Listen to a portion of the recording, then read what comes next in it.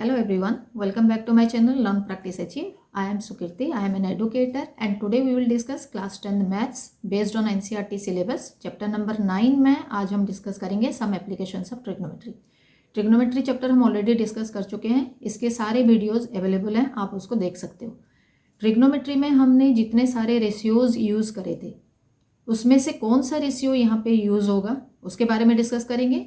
And ये जो application chapter है ये मेनली बेस्ड है हाइट एंड डिस्टेंस के ऊपर. So let's start. Question given है, two poles of equal heights are standing opposite each other on either side of the road. Road की दोनों साइड पे दो पोल्स हैं which is 80 metre wide. Road का जो विड्थ है वो 80 मीटर है. ठीक है.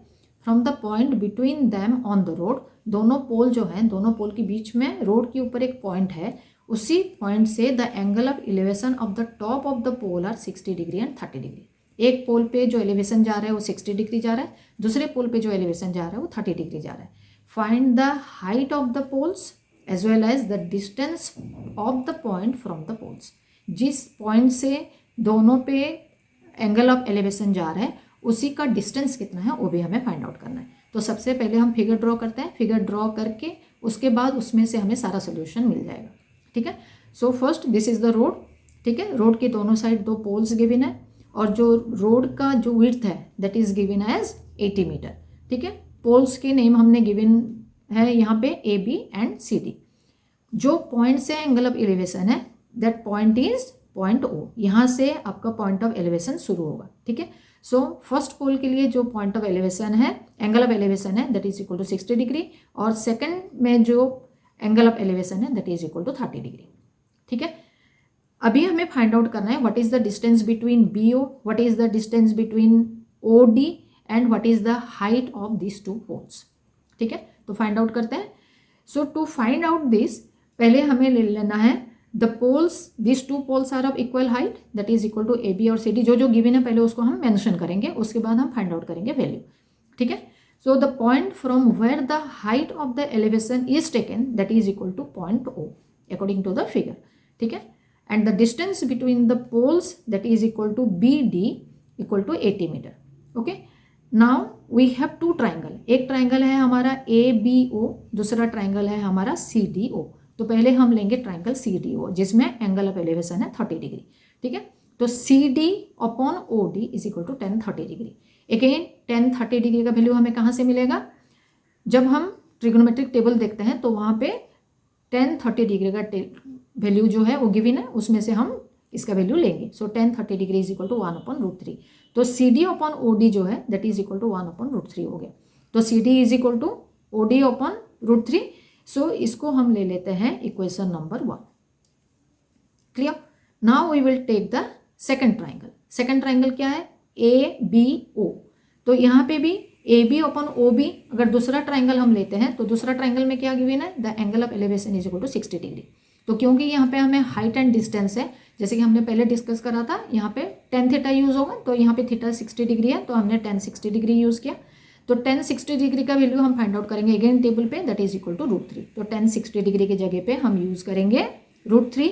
और ओ बी जो गिवन है, what is O B? O B is equal to 80 minus O D. कैसे पता चला? जो पूरा डिस्टेंस है that is equal to 80 centimetre और ओ बी अगर हमें निकालना है, ये वाला पार्ट अगर हमें निकालना है, अगर हम ओ डी को माइनस कर देते हैं 80 से then we will get the value of O B. Clear. उसके बाद हम फाइंड आउट करेंगे what is the value of A B. A B निकालने के लिए when we will cross multiply then we will get this. Okay. Now in the next step O D upon √3. ओ डी कहाँ से आ गया? यहाँ पे जहाँ पे हमने ए बी यूज़ किया था, A B and C D as both are equal by using A B is equal to C D. तो ए बी का वैल्यू के जगह पे हम अभी क्या यूज़ करेंगे? O D upon √3. ठीक है. तो यहाँ पे हमने ओ डी अपॉन √3 यूज़ किया. बाकी जो रेस्ट ऑफ द पार्ट है और रेस्ट ऑफ द पार्ट हम रखेंगे as it is. Clear. Now in the next step what we will find out? OD is equal to 3 into 80 minus OD. Okay. अभी find out करते हैं. OD 3 into 80 करेंगे 240 हो गया और 3 into OD हो गया 3 OD. तभी अभी हम OD को एक साइड ले लेंगे और नंबर को एक साइड लेके उसको सॉल्व करते हैं. ठीक है। OD प्लस 3 OD हो गया 4 OD, that is equal to 240, OD is equal to 60 metre. Now 60 metre क्या है? 60 metre is the distance from the point of elevation to one pole, that is equal to 60 metre, ठीक है। OD हमने लिया तो O से लेके D तक जो डिस्टेंस आया that distance is equal to 60 metre, मतलब ये वाला पार्ट हो गया 60 मीटर। क्लियर? नाउ हमें इक्वेशन 1 में वैल्यू पुट करना है। इक्वेशन 1 में हमारा गिवन था CD is equal to OD upon √3, ठीक है। अभी CD का वैल्यू की जगह पे हम क्या करेंगे?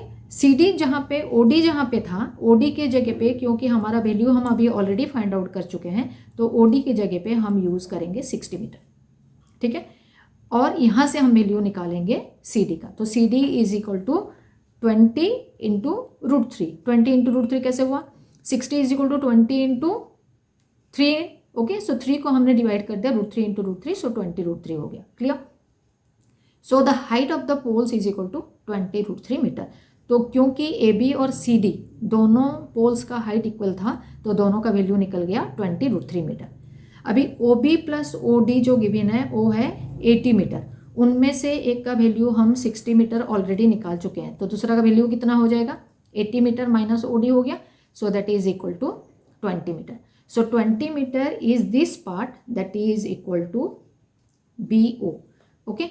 सो the distance from the point of elevation to the other pole, एक पोल का डिस्टेंस था 60 मीटर और दूसरा पोल का डिस्टेंस हो गया 20 metre, okay. So the whole distance is equal to 80 metre.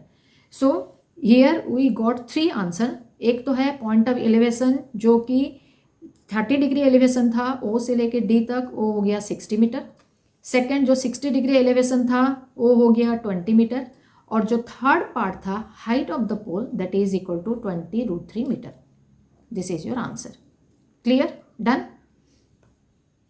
Okay students, आज हमने इंपॉर्टेंट क्वेश्चंस और हाईली एक्सपेक्टेड क्वेश्चन यहाँ पे डिस्कस किया हुआ है, जो कि chapter some more applications of trigonometry से है। इसमें मैंने आपको काफ़ी सारे टिप्स भी बताए हुए हैं और सोल्यूशन को और भी इजी कैसे बना सकते हैं उसके बारे में मैंने समझाया हुआ है। तो वीडियो सारा अच्छे से और ध्यान से सुने और समझने की कोशिश करें। क्वेश्चंस कुछ डिफ़िकल्ट भी हैं, लेकिन आप अगर उसको बार बार प्रैक्टिस करते हैं तो डिफ़िकल्ट क्वेश्चन भी आपको ईजी लगने लगेगा। So to get more of this kind of questions and solutions, watch out all my upcoming videos. Till then, bye bye. Thank you for watching.